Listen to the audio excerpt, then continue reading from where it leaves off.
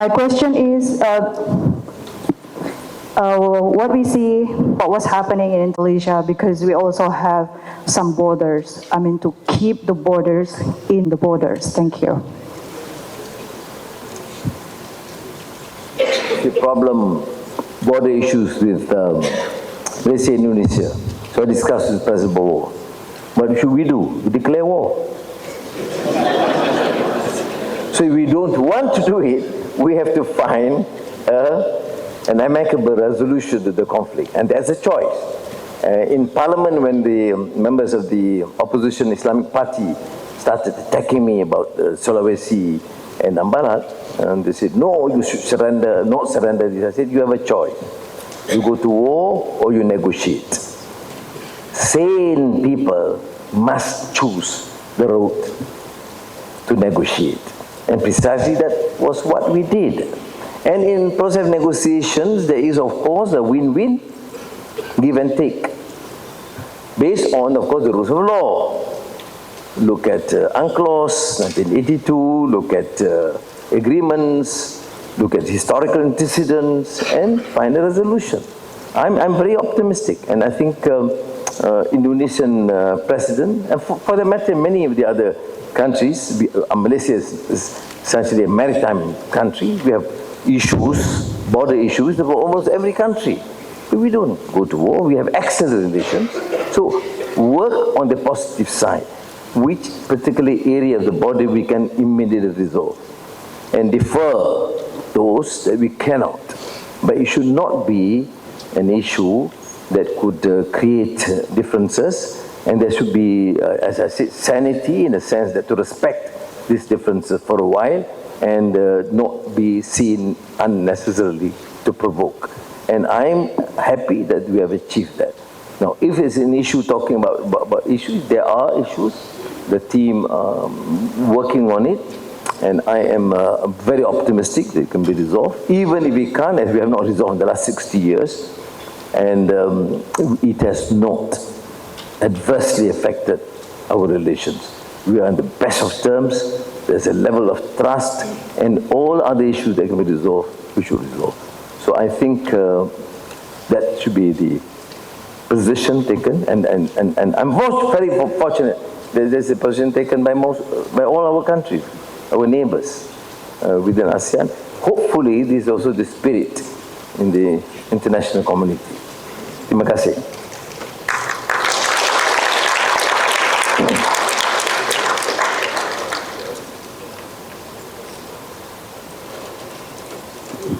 Prime Minister Dino Patijalal from Foreign Policy Community of Indonesia. First, on behalf of civil societies in Southeast Asia, congratulations on your success in mediating a truce between Thailand and Cambodia. So that comes from the heart.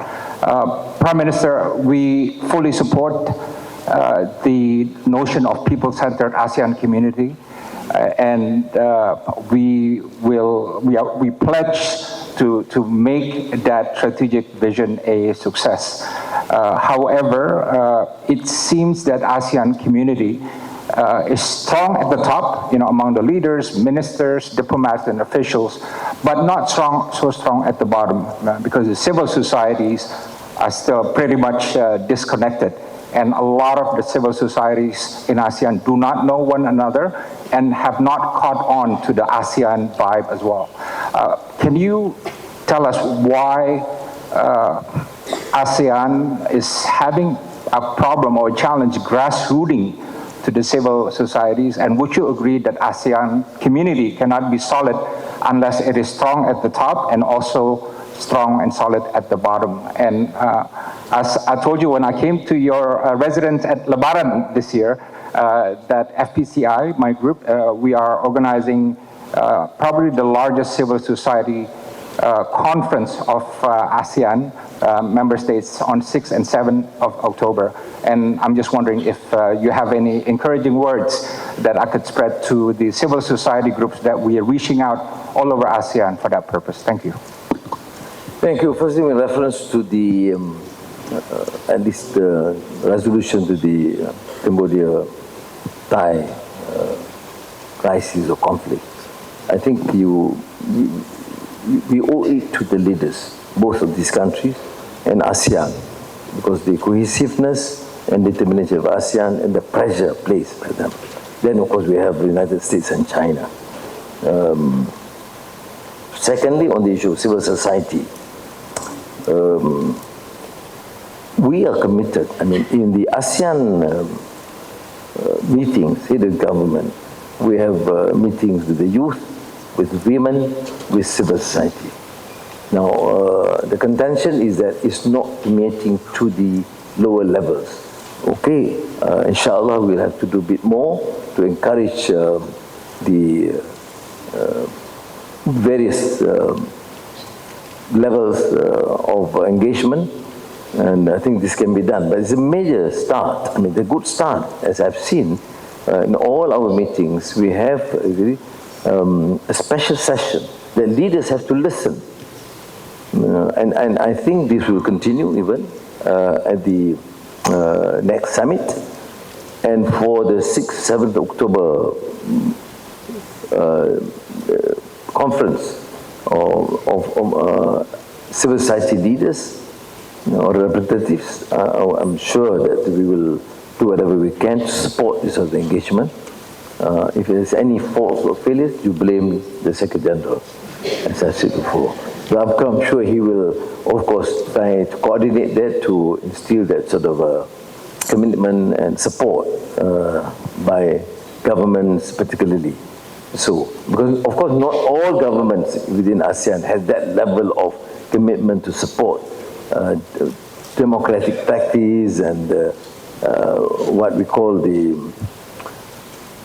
role of the civil society.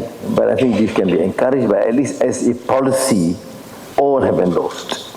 Okay, and to me, it's very critical to succeed, to ensure success of a democratic system. Not only political parties, I mentioned the habits of the heart at Tocqueville, he also mentioned intermediate associations, which is now being the role played by the civil society. And I truly believe that the role of civil society for specific interests to cater for the needs of various sectors of the people must be more effective, because that renders participatory democracy, in the sense that we actually listen to all. Thank you.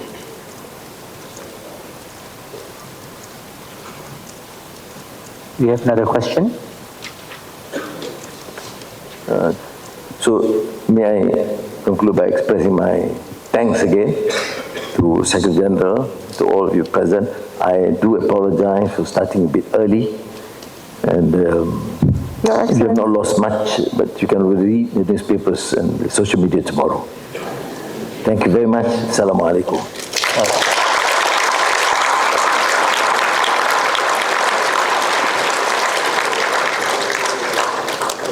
Excellencies, distinguished guests, ladies and gentlemen, this marks the end of our program. We would like to thank you for your kind attendance.